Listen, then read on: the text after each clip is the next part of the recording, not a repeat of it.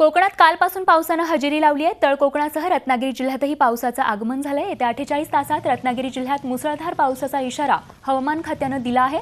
तसंच जिल्ह्यामध्ये एकूण 7 सेंटीमीटर ते 11 सेंटीमीटर दरम्यान पाऊस पडण्याची शक्यताही वर्तवली जाते। त्यामुळे आता जिल्हा प्रशासनाकडून जनतेला सावधानतेचा आणि सुरक्षिततेचा इशारा देण्यात आलाय।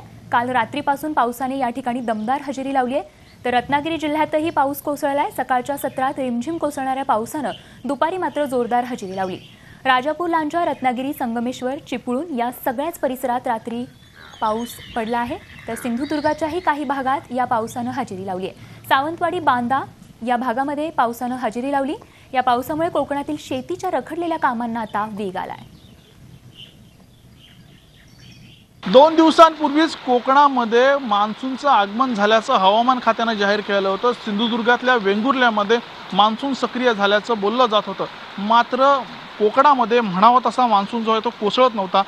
कालपासून मात्र या मान्सूननं दमदार हजेरी लावायला सुरुवात केली। रात्रीपासून कोकणामध्ये मुसळधार पाऊस कोसळत होता। मात्र सकाळच्या दरम्यान हा पाऊस जो आहे तो गायब झाला होता। रिमझिम पावसाला सुरुवात झाली होती। मात्र पुन्हा एकदा दुपारच्या सत्रानंतर कोकणामध्ये मुसळधार पाऊस जो आहे तो कोसळतोय। रत्नागिरीच्या अगदी लांजा असेल, राजापूर असेल, संगमेश्वर असेल, अगदी रत्नागिरी तालुक्यामध्ये पावसानं जी आहे ती दमदार बॅटिंग करायला सुरुवात केली आहे। जिल्हा प्रशासनाने यावेळी सतर्कतेचा इशारा दिला आहे। पुढील 48 तासांमध्ये कोकणामध्ये मुसळधार पाऊस कोसळेल आणि 7 ते 11 सेंटीमीटर पाऊस कोसळेल असं हवामान खात्याने जाहीर केलं। त्याचबरोबर सिंधुदुर्गाच्या सावंतवाडी असेल, बांदा असेल या ठिकाणी मुसळधार पाऊस कोसळतोय। अगदी वेगवान वाऱ्यासह पावसानं या ठिकाणी दमदार हजेरी लावल्यामुळे सध्या इथला बळीराजा जो आहे तो चांगलाच सुकावला आहे। त्यामुळे शेतीच्या कामांना आता वेग येणार आहे। व्हिडिओ जर्नलिस्ट निलेश कदमसह Pranav Polekar, Zee Media, Ratnagiri. Zee 24 तास रहा एक पाऊल पुढे।